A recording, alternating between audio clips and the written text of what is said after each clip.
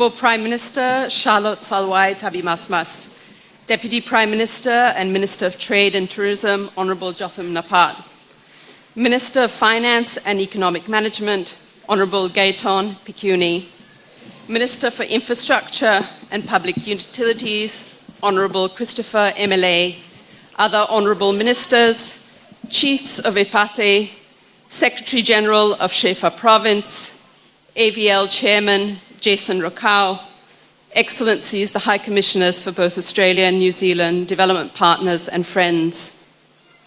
Good evening, Long Yumi everyone.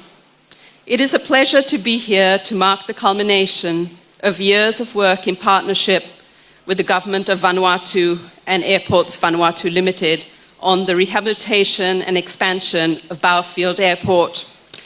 Standing here this evening, it is clear to see just how significant the scale and complexity of the works at Bowerfield have been. I would like to offer my heartfelt congratulations to the Government of Vanuatu, to Airports Vanuatu, and everyone involved in the construction, as well as to many of you here that continue to ensure that the day-to-day functioning of an international airport continued while simultaneously undergoing a complete rehabilitation.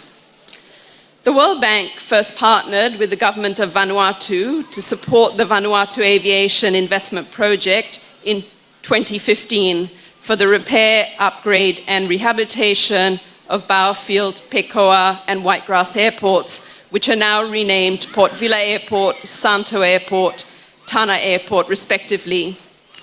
This work has been essential to many thousands of people here in Port Vila and across the country. This airport is Vanuatu's hub for the country and its links to the rest of the world.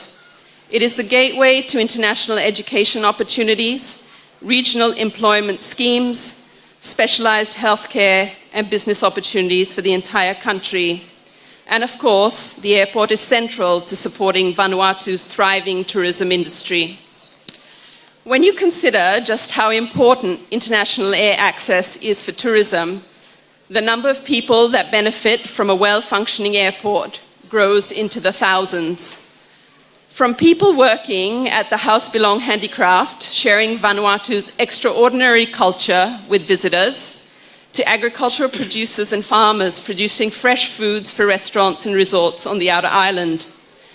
Tourism and its related industries are vital to the people's livelihoods and provides over a quarter of Vanuatu's GDP. Well-functioning airports are also critical for strong responses to natural disasters and emergencies.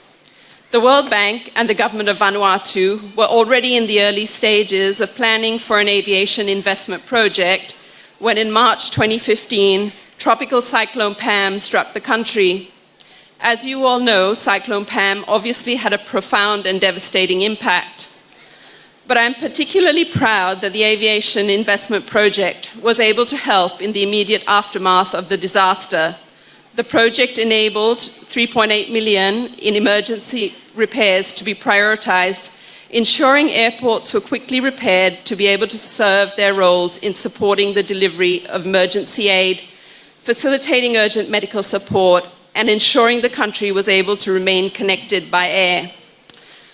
A challenge of countries throughout the Pacific is isolation and distance from markets. We all know how critical a strong, well-connected region is, and that's why we're also delivering similar support across the Pacific through the Pacific Aviation Investment Program.